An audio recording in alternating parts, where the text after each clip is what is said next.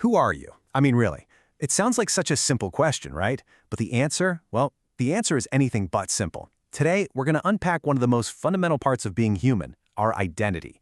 And you'll see, it's not some fixed label you get at birth, but this living, breathing story that we're all building every single day. You've probably heard this one before. Where are you really from? On the surface, it seems like just a curious question, but for so many people, it's just loaded. It's like your first answer, the place you actually call home, wasn't good enough.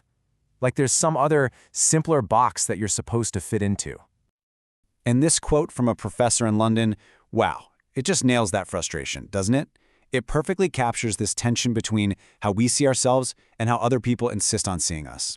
Our identities are layered, they're complicated, but the world so often just wants a single, easy answer. So let's dig into why that is. Okay, so let's get into it. First up, why these one-dimensional labels just completely fall apart when you look closely. Because the truth is, every single one of us is way more than just a single story. A lot of the time, the first layer of our identity comes from our family, our heritage. That's what we call our cultural identity. Think of it like the first operating system we get installed with. It's the values and beliefs that give us our first lens on the world. It's our starting point.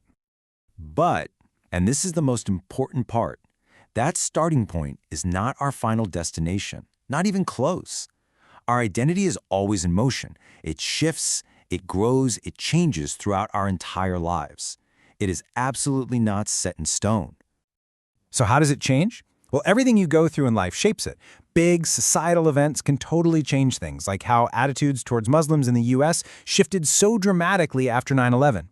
We're also shaped by the little tribes we join, our hobbies, our jobs, and of course by every single person we meet who comes from a different walk of life. To see how complex this can get, just think about the story of Lana Dawes. She's a black woman adopted by a white family who grew up in rural Canada, and she's a huge fan of heavy metal music. I mean, come on. Her identity just shatters every stereotype you could throw at it. It proves that who we are is this deeply personal mix, not just what a group is supposed to be. And that brings us to the power of the group. So we've looked at how our personal story gets built, but now let's zoom out a little and talk about the huge role that our groups play in figuring out who we are. This is what we call our social identity. It's the part of you that comes from all the groups you're a part of. Some of them you don't choose, like your family or your race, but others you do, like your favorite sports team or the company you work for. And we're all juggling a whole bunch of these social identities at the same time. Now, the second we form these groups, our brains do something kind of weird but totally predictable. We create us and them, in-groups and out-groups. It's just a natural human thing. We instinctively give a little bit of a pass to people in our own groups. That's in-group bias. And we tend to look at people outside our group a little more suspiciously. And that brings us to a really useful term, co-culture. It's a bit different from saying minority group. It really emphasizes that these groups live inside of a larger, more dominant culture. And the key thing it does is force us to think about power, who has it and who doesn't. Talking about power leads us straight to this groundbreaking idea from Peggy McIntosh. She wrote about these unearned advantages that dominant groups have, and she described it with this amazing metaphor, an invisible knapsack of privilege. So what's actually in this knapsack? Well, here are just a few examples she listed. And this isn't about being a bad person. It's about these small, daily advantages that you don't earn and often don't even notice. The ability to go shopping without being followed, or to know your new neighbors will probably be nice to you. These are privileges that are often totally invisible to the people who have them. So what's a society supposed to do with all these different groups? Well, there are two famous metaphors for this. The old idea was the melting pot, that everyone should just melt together into one single culture. But a much more modern idea is the garden salad, where all the different ingredients keep their own flavor and texture, but they come together to make one great salad. The goal isn't sameness anymore, it's pluralism. But this us versus them thinking, even if it's natural, can lead to some really serious problems. So now let's get into the consequences of these mental shortcuts our brains love to take. And the big one here is stereotyping. Look, our brains are wired to categorize things. It helps us make sense of a complicated world. But when we do that with people, we make these sweeping generalizations and we start assuming everyone in a group is exactly the same. It's a flawed mental shortcut. And we have to be really careful because stereotypes aren't always obviously negative. Think about the model minority myth that's often applied to Asian Americans or Indian immigrants. It sounds like a compliment, right? Oh, they're so smart and hardworking. But, and this is the absolute bottom line, it doesn't matter.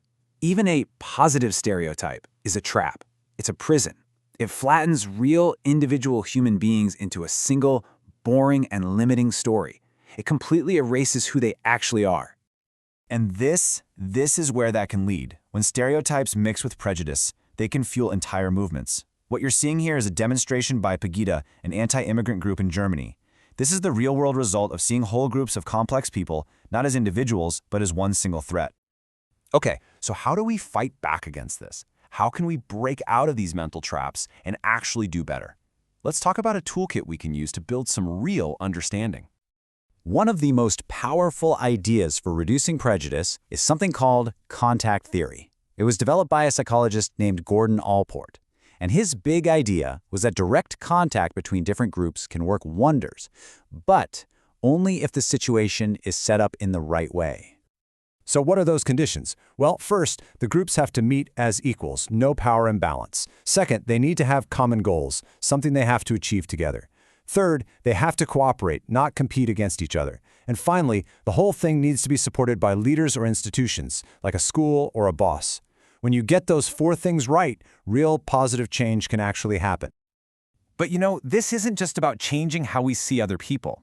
It's also about changing how we see ourselves. And this quote really gets to the heart of it.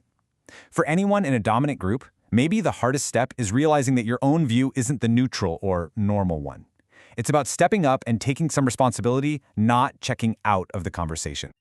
So, in the end, our identity really is a story. And it's a story that's being written every single day. Yeah, it's shaped by our culture, by our groups, by our experiences, but we're the ones holding the pen. We have the power to challenge the simple stories, to seek out real understanding, and to decide what kind of person we're going to be. So the only question left is, what are you going to write in your next chapter?